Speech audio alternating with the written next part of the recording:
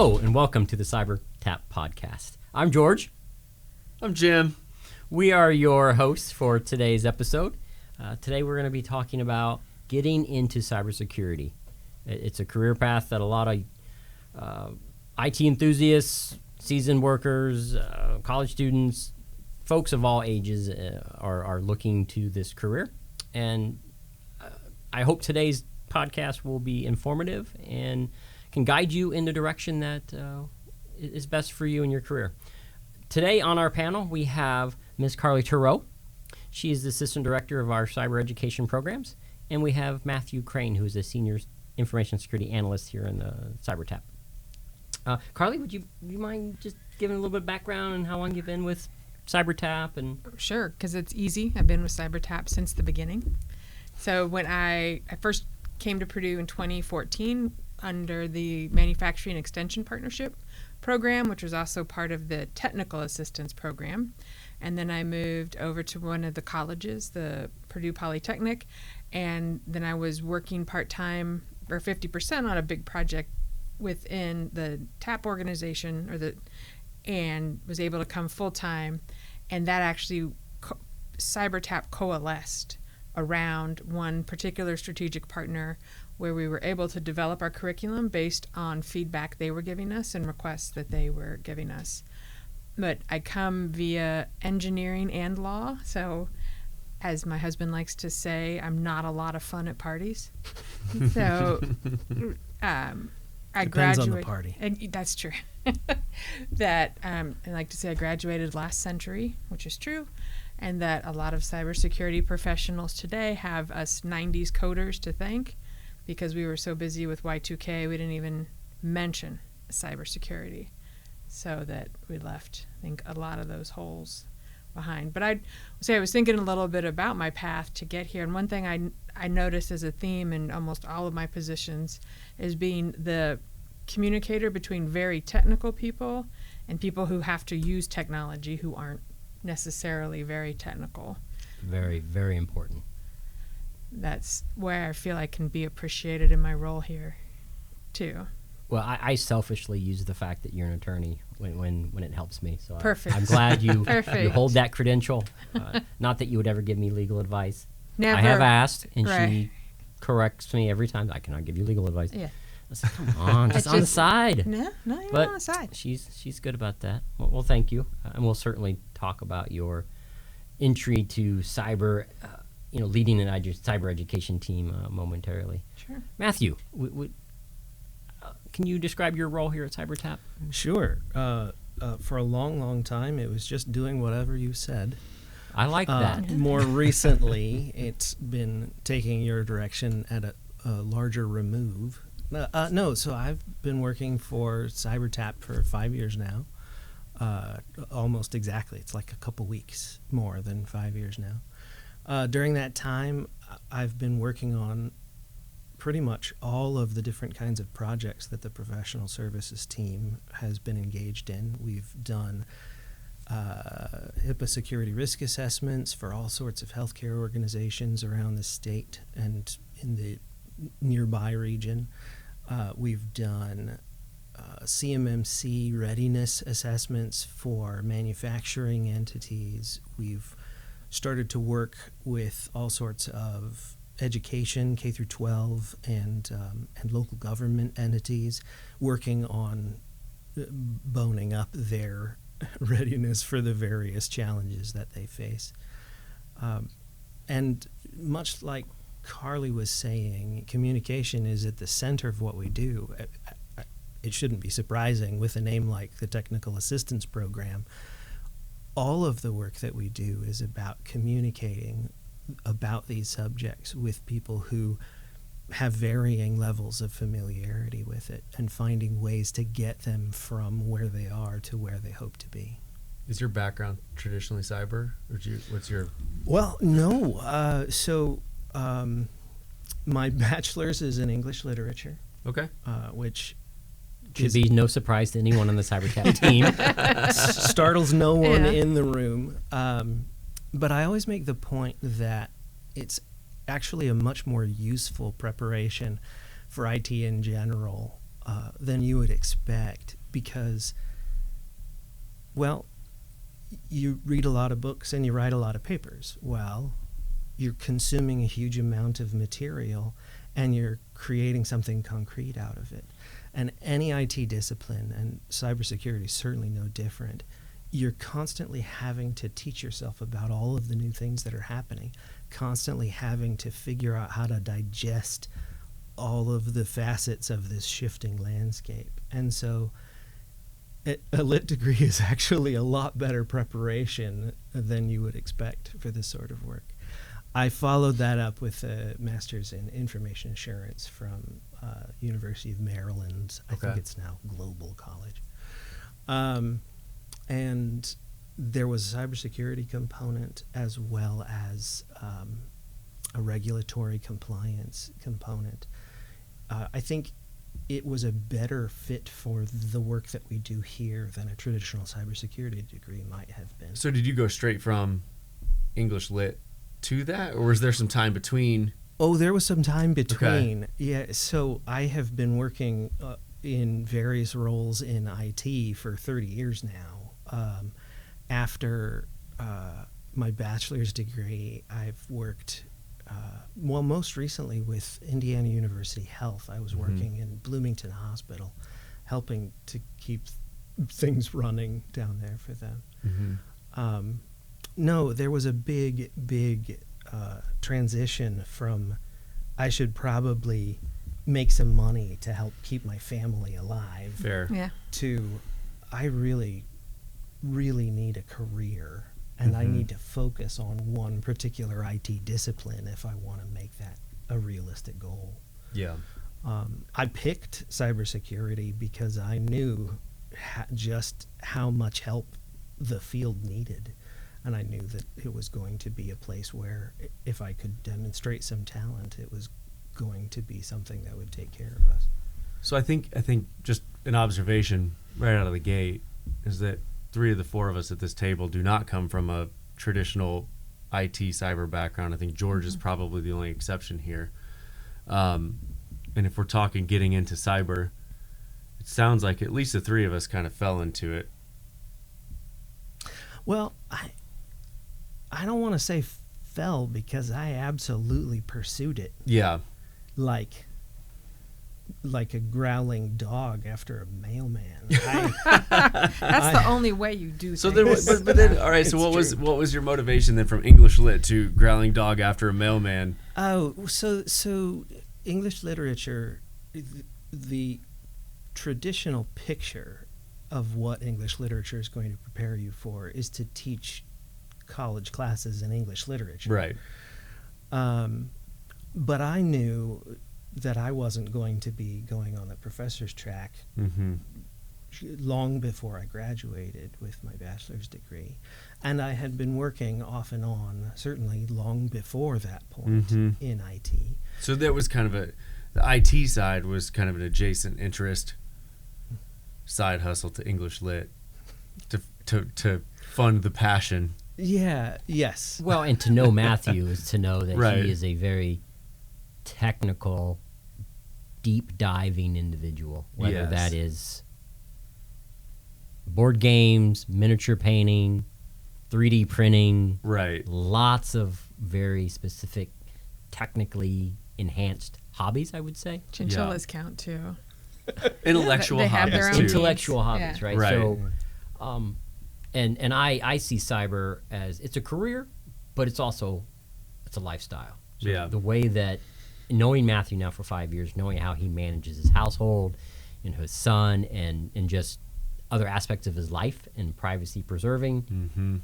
Some people are just organically driven to this career because of the way they think, not necessarily because it's an aspiration for more money. It's just how they're programmed.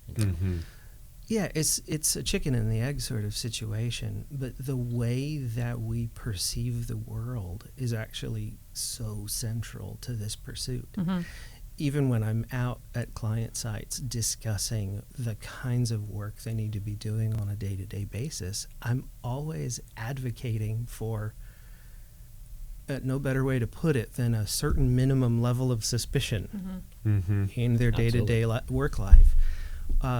This assumption that everyone around us is going to have motives as pure as the driven snow is a nice way to feel, but I mean, if that were the case, whichever organization you belong to, that would be the first such organization in human history.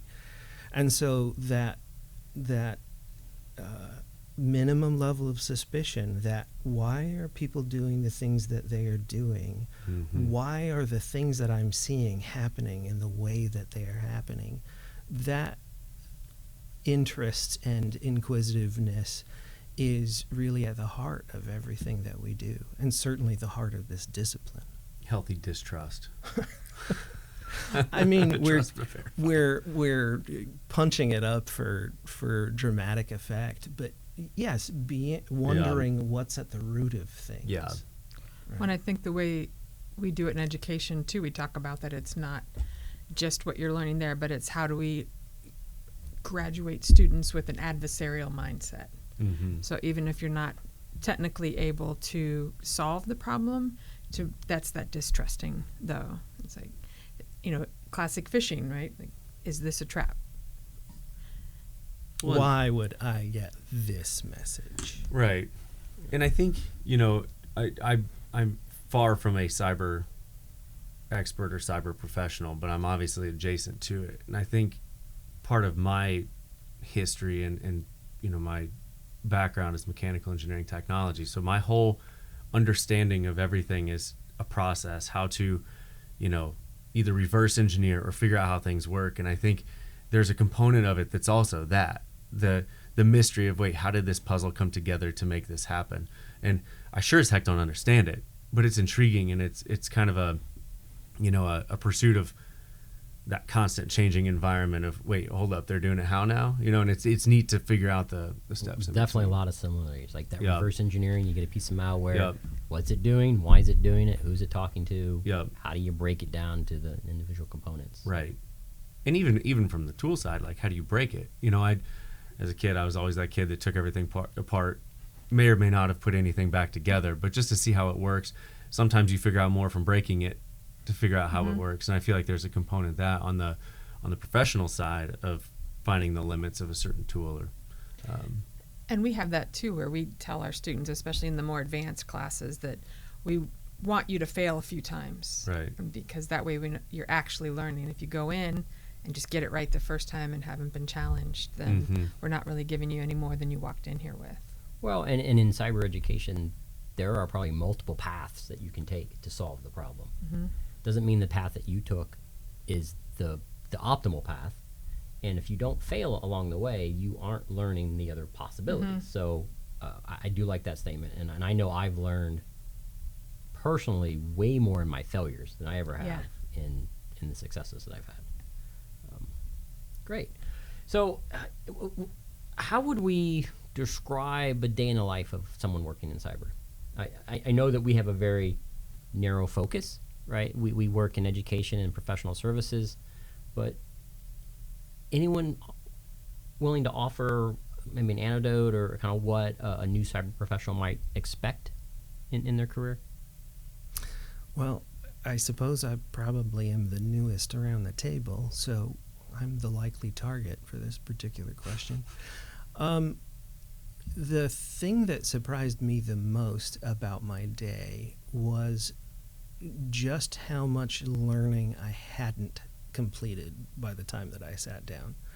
I certainly had read through HIPAA long before joining Purdue Healthcare Advisors, as it was once upon a time. I think it stopped being PHA and started being cyberTAP during the interview somehow. I'm not sure quite how that happened. There was some transition for sure happening. But just how much more I was going to need to familiarize myself with the context of the work that I was going to be doing.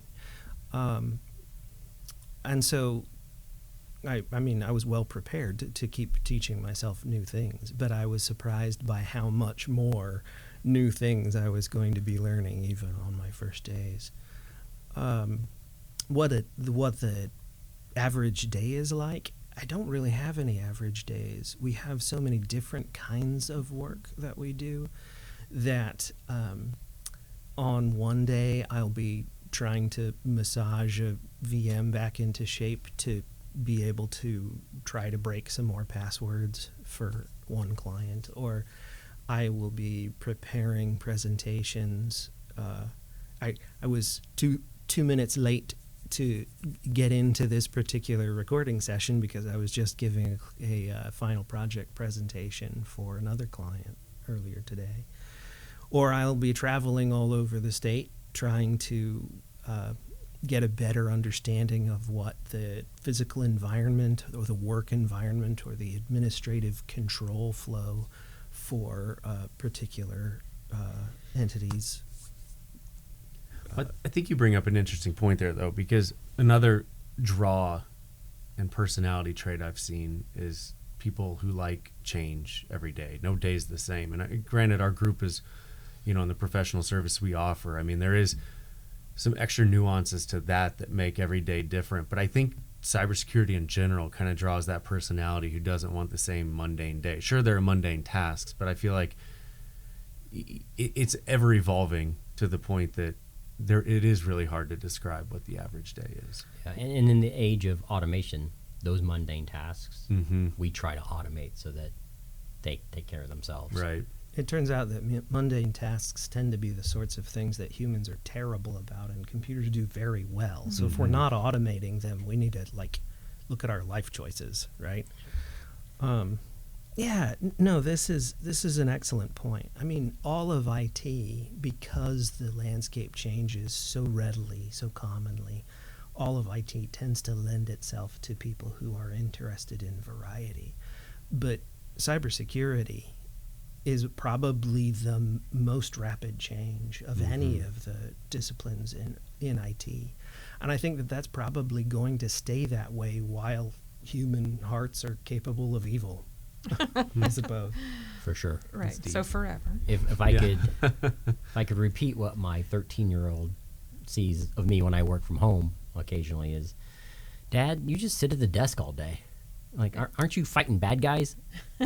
So cyber is one of those jobs where you can do it completely remote, or in some roles you've got to be on site because you might be working in a high security facility and your phone stays in the car and your family doesn't have any observation of what you're doing. But I know my day is very much like Matthew's, that whatever my client needs are kind of directs what my. But just like most office administrators, a lot of email, a lot of virtual team meetings or WebEx and Zooms. We used to rule the world with a conference call. Now it's got to be a video call. And on occasion, some travel. Right, so a lot of things that we do in cyber, at least at cyberTAP, is kinetic. We want to be in the environment that we're assessing. It's one thing to interview organizations to get an idea of where they are on their cyber maturity, but sometimes seeing is believing. And Matthew will understand this when you could walk into a hospital or a small business and you just take a whiff and you know exactly how that report's going to lay out at the end. Right? You may not know the specifics, but right? Yeah. Based on how they greet you, how they escort you through the facility, what you observe in their technology placement, their choice of technology, it all boils down. So sometimes you got to get out of the office to do cyber, and in many cases, you never get out of the office. To go, I don't even know if I necessarily think of myself as a cyber professional, just working all around cyber, but I was thinking too about the backgrounds. The instructors that we have are educators first too, but now they've really taken it upon themselves to work toward their masters, getting their masters in cybersecurity. But maybe in addition to the adversarial mindset, I would add people who are passionate about what they do, and then they put the cyber spin on it, because cyber does touch every aspect of our lives, right? And so being able to come in with, I think the way that one of our partners referred to it was learnability, but it actually was curiosity, right? Just the people who want to understand, right, the good and bad of a constantly changing learnable. But just by the nature of it being constant change, you want people who love knowledge, right, and can focus, right, for significant periods of time. Sure. Yeah, but we have a more mundane aspect to the education side, right, because we have the foundational classes for people coming in from all sorts of STEM and architecture, STEAM, right, related fields, and we need that to be consistent and digestible, because it's what starts most people on their path to cyber that come through us, getting, just the language, right? So when I'm on calls, my son says, "Are you guys in kindergarten?" Because all I hear is a bunch of letters, right, whenever you're talking. Yeah. Alphabet soup. Right. Yeah. So that, I had to laugh at that makes a point. But it's, the material can always be improved, right? So it's more of a balancing act of where do we have new development. There's this thing super hot right now, but we're not going to make a class on CrowdStrike, right? Even though it's of a lot of interest, but how do you have something that can help people to understand it?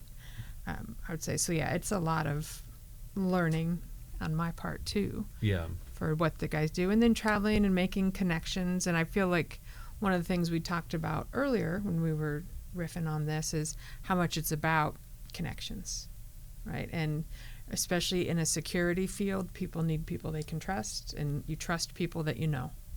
Right. That's true. So that going in, part of falling into CyberTAP or cybersecurity, I would say, is I had a survey in a workplace once about what they liked about the workplace, and the overall consensus was, as long as you like who you're working with, you can work anywhere.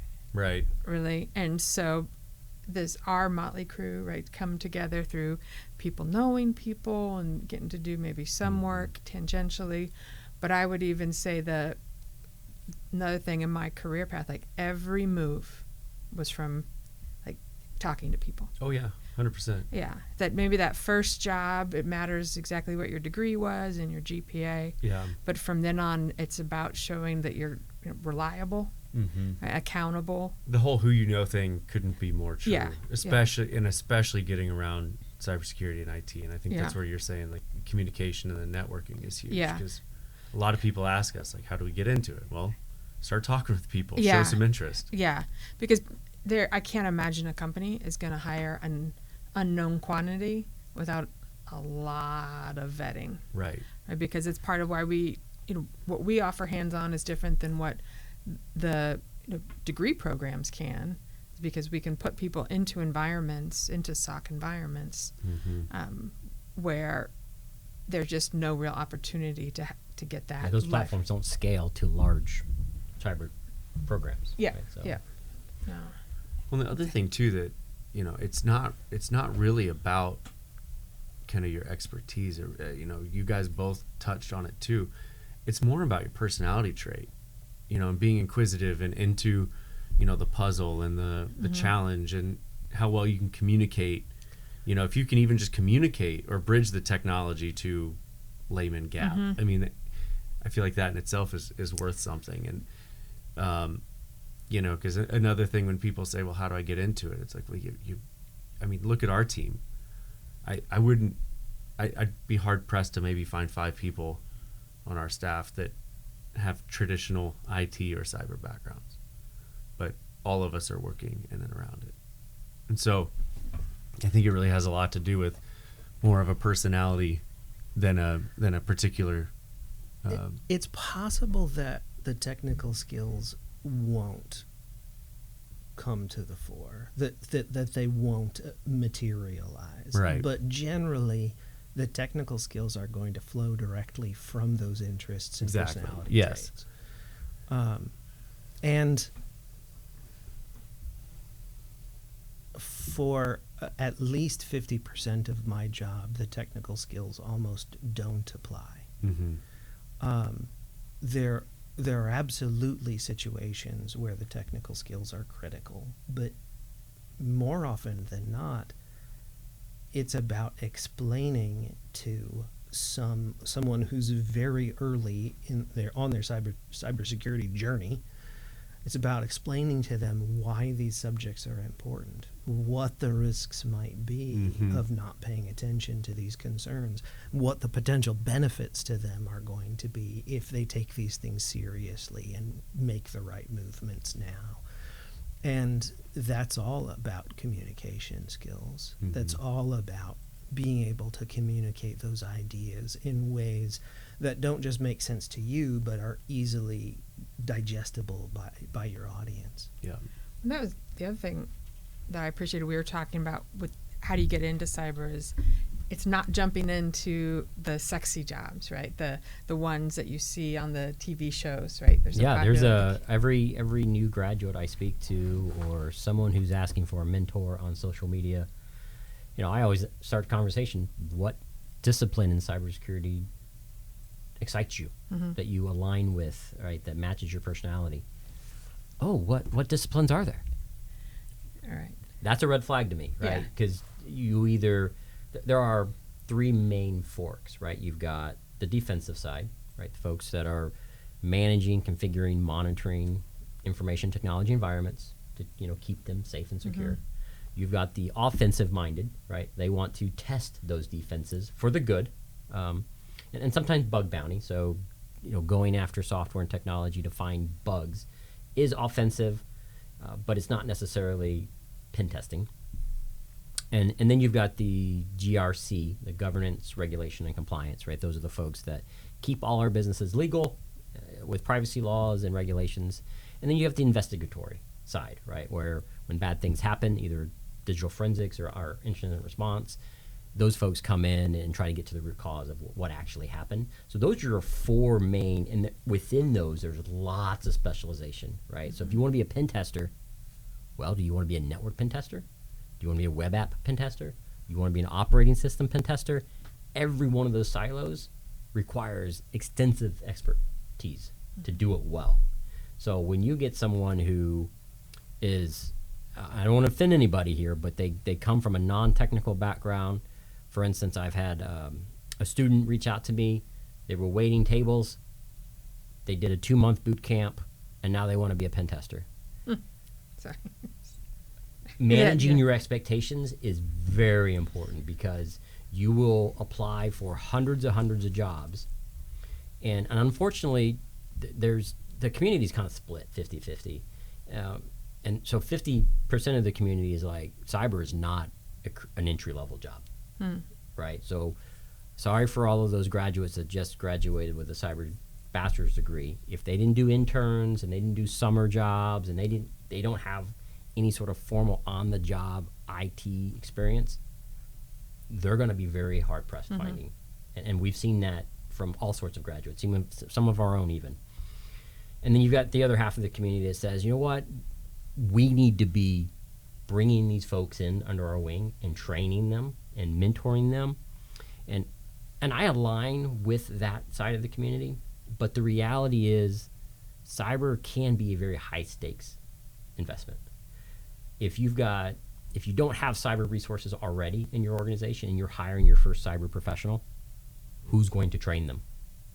You just invested in a lot of infrastructure. You have new firewalls. You might have an EDR, an endpoint detection and response. You might have, everything's virtualized and you're moving things to the cloud. So now you've got cloud identity access management. You've got on-prem identity access management. And now you want to hire someone who is passionate. Possibly they know the vernacular and they can talk about why cyber is needed.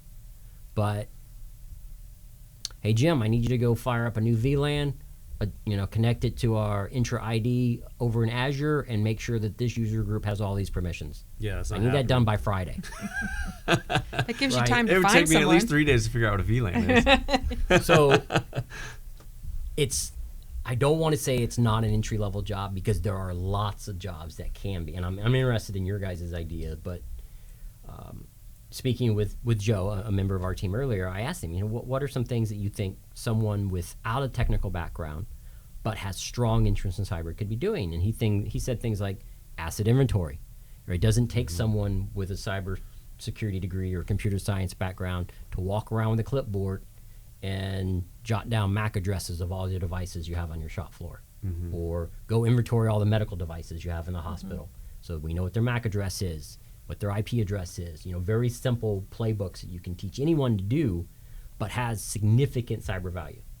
So Matthew, I can. You can hear my head rattling. Yes. Yeah. No, I would never have thought of asset inventory as the first item on that list, but I absolutely preach about building inventories because it's at the heart of starting to do cyber in a concerted and conscious way. You can't protect what you don't know you don't have. Right.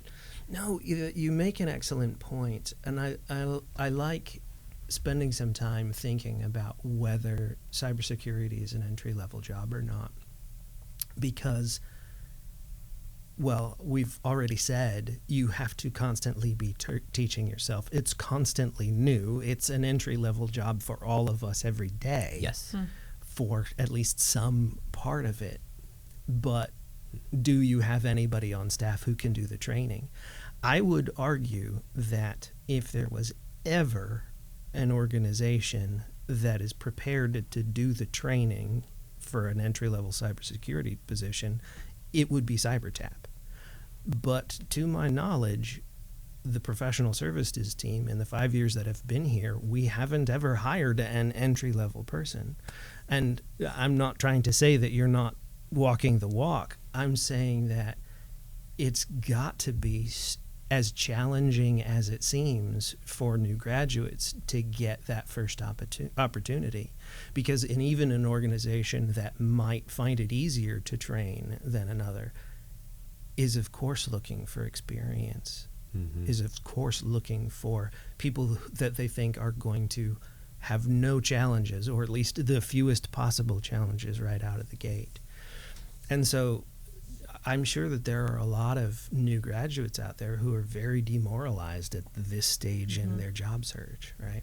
So within, what's the power of the ships, internships, apprenticeships?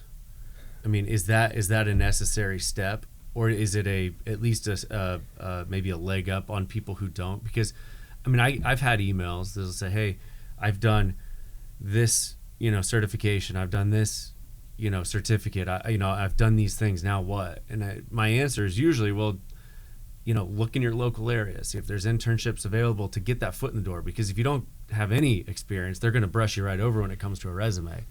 But with an internship, at least there's that gumption that, hey, I want to go do this thing. But then you get that mentorship of, okay, now that I'm in it, I've got someone who can champion my skill set and say, okay, here's how you're going to grow.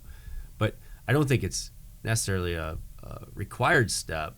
But Matthew, first, I guess, what's your take on the value of that kind of stepping stone? I think it's probably technically possible to land a job without some sort of internship prior.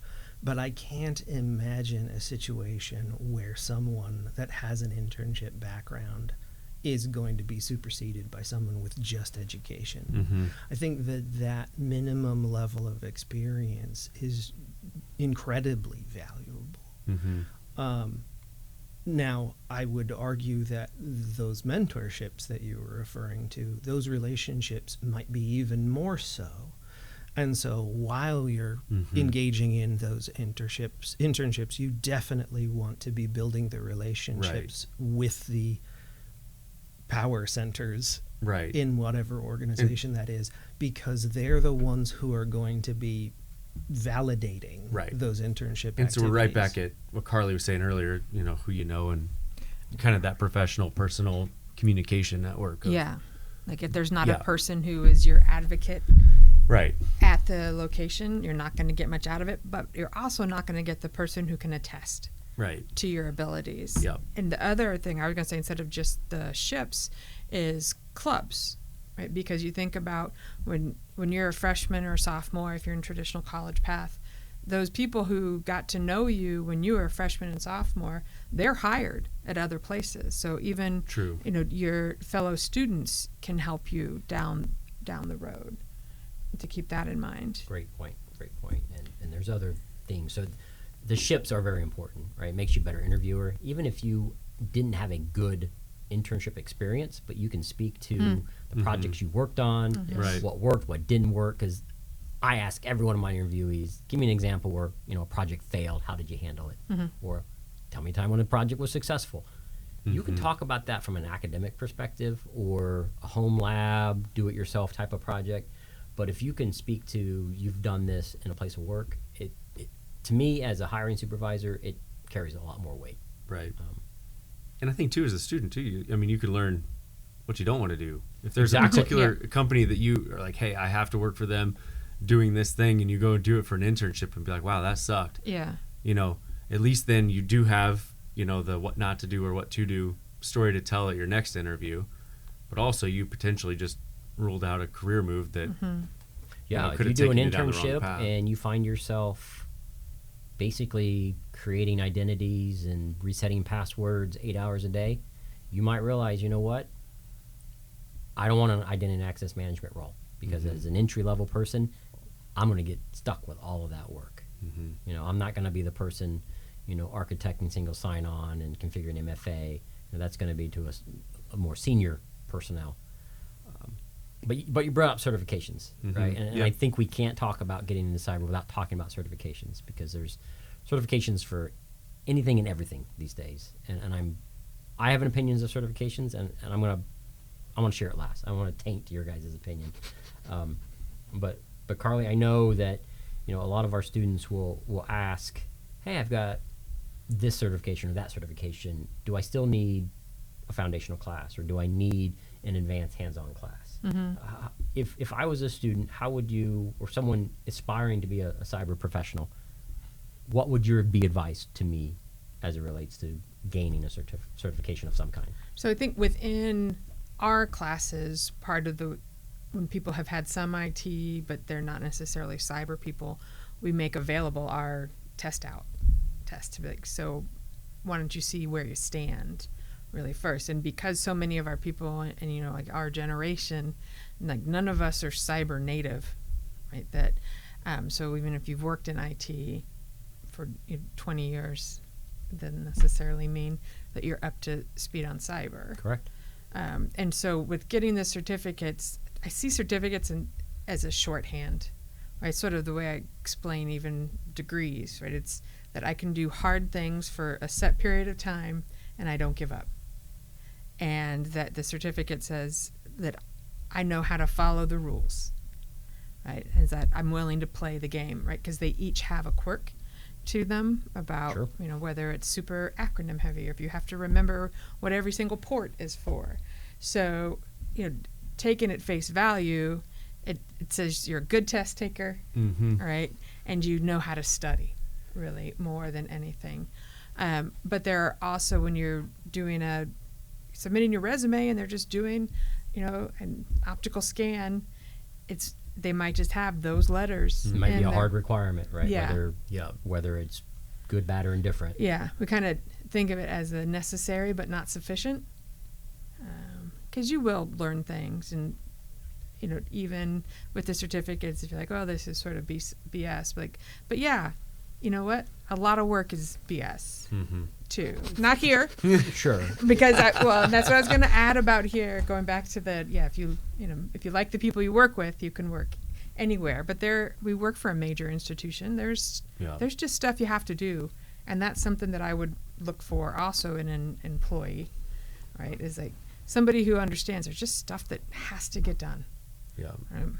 Well, that's, I think that's kind of my hot take, and maybe it's controversial working for Purdue, but, I don't think certificates are the end-all be-all, but they can sure as heck show that motivation and that drive and get people entry-level positions where they can then, self-teach or professionally climb that ladder through work experience. But again, I like to echo what you're saying. I definitely don't think it's necessarily an end-all be-all, or would take the place of a more formal 4-year degree, master's degree, something like that. But I've talked with dozens of people who have taken that route without a 4-year degree and have kind of learned through, certifications and continuing ed type activities, and are just as successful as those who don't. Now that road may be a little harder, especially to prove that those things you've learned are carry that weight that the letters say they do. But I do think they are a crucial component, whether it's solely that or in addition to for continuing education, as Matthew was saying, that you're constantly learning. And I think some of that too will build onto that continuing ed drive and show that you're at least keeping current with whatever it might be. Yeah, and you do get the skills or get to prove the skills, but you don't have that mindset we were talking about before. Yeah. Right. So that's where it's not a full-fledged, right? And thinking of the implications of what you're doing and how the ripple effects will be, right? That if your business metrics are different than your IT metrics, then is there really going to be working together on that? And so recognizing that bigger picture part. The other entry-level one we hadn't mentioned was testing, right? So that when a system runs, that you are looking at the test results and then investigating issues there. That can seem somewhat menial, but it's a great entry-level way, right? Because what we had talked about is then once you know how something fails, right, then when you are in charge of it, you know how to make it more robust. That's right. So no better way to learn an interface than to have to go on click every link, submit every form, understand how things work. So I think for me, it's going back to realistic expectations for what your first job will be. And Matthew, you were going to say something. Well, certifications are such an interesting thing for me. This is dead relevant, but I was in academic decathlon in high school, and a significant amount of our effort was spent not studying the subjects we were going to be tested on, but studying test taking. And I think anybody, certainly anybody who's faced a certification exam, anybody has experienced studying for the test rather than studying for the subject. I have, back to that native level of suspicion, I have some suspicions about just how valuable innately many certifications are, because you can cram and maybe get a passing score, and now you can put those letters on your resume. That having been said, there are going to be opportunities which will just be closed to you if you don't have whatever specific certification it is we're discussing. I have been employed as an Apple certified Macintosh technician once upon a time, and I would not have been without that particular certification. The Apple would not provide replacement parts to that particular vendor reseller if they didn't have somebody on staff with that particular certification. And so whether or not the certification path is the most valuable thing for your skill set, it might be absolutely required for some particular opportunity that you're interested in. And so they may just be a critical component for lots of paths that people might want to take. I'd agree, right? If you're going to seek employment with the federal government, the U.S. federal government at least, right, the 8570 rules indicate that you have to have, within so many months of hire, you have to have at least a Security Plus. Right? That's considered a intermediate cyber certificate. So my opinion, I hold many certificates, so I don't want to sound like a hypocrite. So certifications, you can get out of them as much as you put into them, just like any other learning activity. And they are valuable. I don't want people to think that if they have certifications, that it's going to be an instant job offer, because that's absolutely not how it works, right? Maybe 15 years ago, but now if you look at websites like CyberSeek and other institutions that advocate for certification, they'll tell you there's 500,000 jobs. There's some really large number of jobs. How many of those jobs are asking for a Security Plus? Well, 300,000 jobs are asking for a Security Plus. There you go. How many Security Plus holders are there? There's 800,000 Security Plus holders looking for jobs. Do the math. There's 500,000 jobs. 300,000 are asking for Security Plus. There's 800,000 people looking for jobs. There you go. Now, the numbers, I'm just rattling these off, so these are probably not accurate if you're following along online, but the numbers are definitely skewed more for the certification providers and not those seeking to earn them. Yes. So because you have a certification, it's going to get you past that first level of HR screening, as Carly said, Yeah, right? yeah. So you've got some resume reading application that's going to check for certain buzzwords, Security Plus, CISSP, GIAC, just something that they're looking for in their candidates. But just know that there's a lot of people just like you that have that same certification.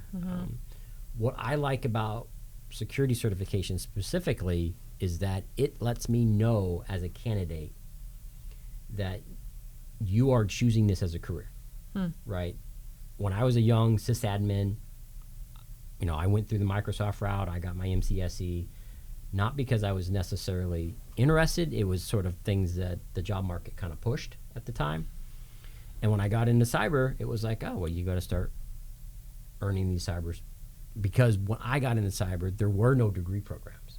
That was sort of our way of showing we at least knew in theory what we were talking about.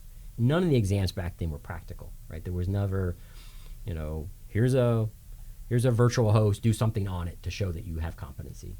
Certifications are starting to go that route, so they're getting better in showing that candidates can actually do what the certifications say they should be able to do. And not just memorize. And how to not take just the being test. a good test taker, because that is, if you read, the Reddits, the subreddits on security certification, CISSP, CompTIA, it's basically telling people the general advice is get you a good test bank and just test, right?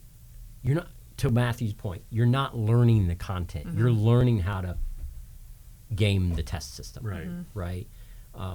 And maybe the randomized series of questions you get are going to be enough to match the test, but it's not going to show that you have knowledge across the entire domain of knowledge you should have for that certification. So if you had to pick one that you thought was valuable of the certifications. So goes back to those domains, right? So they've got the defensive, you've got the offensive, you've got GRC, and you've got investigatory. Yeah. And then under GRC, you could even have a subset of leadership, right? So cyber leadership. I think for that defensive entry level, so if you are a new graduate or you are an adjacent professional, you want to get into cyber and you're looking at a certification, look to this Security Plus, right? I think that it's a well-respected. There's lots of certification holders, so it's not going to make you any more attractive as a candidate, but it's got a good reputation. CompTIA has a strong background. They're very supportive. If you are in the offensive side, right, there aren't really any entry-level offensive security certs. There are some junior pen testing. TCM Security has some junior pen testing ones. There's a few others, but sort of the flagship certification would be the OSCP, the Offensive Security, the Offensive Certified Security Professional, and it's through Offensive Security is the vendor, and it's a 24-hour test. So it's a practical test, right? They set up an environment, you penetrate this environment, and the next 24 hours is you have to write the report. So within a 48-hour testing window, you've got to do the test and you've got to write the report. Wow. If you don't compromise any of the hosts, you don't move on to the second phase. If you compromise some of the hosts and you can articulate why you did and why you couldn't get any others, you could have a failing on the practical and still pass, right? Because not every environment you're going to penetrate every time. A variety of defenses. So there's obviously a spectrum there. GRC, lots of things there. Certainly ISC Squared has a number of certifications that match the GRC space and the leadership space. DFIR, I would say probably SANS owns sort of the market space on that. So they've got a number of digital forensics certifications. They got incident response, incident handling certifications. So it really depends on the discipline or domain you want to go into. Yep. Great question. They're expensive to earn, which some will say, well, it's not helping those folks who are under-resourced, underprivileged to get to a certification, right? A current CISSP, it's going to cost you $700 to take the test, right? The learning path to get ready to that could cost you thousands. SANS, $8,000 for the class, another $600 for the test. Do employers typically subsidize that, though, as a condition? So some employers do. Government employers generally will, because, again, as an employee, you have to maintain that certain level of certification. So there will be some sponsorship. Yeah. Not every department does. Some of it, you have to come to the job with it. Right. It just depends. But then you still have to, your resume still has to get to the top of the stack. And sometimes it's, You still have like to get Matthew there. said earlier, the chicken and the egg. You got to get, maybe that's what takes it to The get benefit that I like about resume on the top. certifications as a hiring professional is if I see someone and they've held a certification for multiple cycles, right? So I'm about, eighth? So I've had my CISSP for almost 20 years. You have to renew it every 3. And to renew it, you have to get a number of continuing professional educations or education units. And it varies depending on the certification body, but the CISSP requires 120 educational units every 3 years, right? So if you're not getting 40 hours of some form of professional development, now it's pretty loose. It could be, hey, I read a book and I wrote a book review. I attended a webinar. I went to a conference. I went, there's some learning activity happening there. But 120 over 3 years is hard to do. So when I see someone who's maintained their CompTIA Sec Plus over multiple cycles and someone who's maintained their CISSP or whatever cert that requires CPEs, I know that they just haven't sat at their desk and not learned anything, right? They're engaged in the industry. It doesn't mean that all their learning has been the same rigor as maybe the next candidate, but it is, again, I'm a professional in this space and I'm making it known because I'm going to continue to earn these things and maintain these things. It's a money grab for the certification bodies. Yeah, I'm calling you out on that, right? It should not be as expensive. The tests should be next to free. Maybe you make the learning path a little bit maybe the books are salty in price or whatever, but for me to be able to test to show that I have the competency, that should not be a barrier. And it is, particularly outside the United States, where $700 for a test in Nigeria is someone's 3 years of their salary. Right. Well, I want to throw it out to everybody listening real quick. I feel like we've opened a can of worms that I don't think we expected on this. So if this is a topic that's interesting, send us an email, cybertap.purdue.edu, and let us know if you want us to go further. Because I feel like, our directive today was to talk getting into cyber, and this has gone a completely different direction than I thought. And I feel like we could probably talk 3 more hours on this For sure. and still barely scratch the surface. So for everybody listening, if you want to hear more and you have specific questions, email some questions. We'll see if we can maybe address those on a version 2 with Carly and Matthew and bring you guys back for a chance at the golden mic. I was going to say, does that up our chances? It sure does. Yeah. So, George, do you want to tell them where else they can find us? Yeah, you can find us on Instagram. You can find us on LinkedIn. If you do a search for Purdue CyberTAP, you will find us on many social platforms. As Jim said, you can certainly email us. We're all individually out there on socials. We'd love to engage with you. Again, education, professional services. If you got a problem or a project you'd like us to work on, reach out to us. We'd be happy to hear from you. Thanks again, Carly and Matthew. You're Yeah, very thank you. welcome. Until Thanks next for time. having me.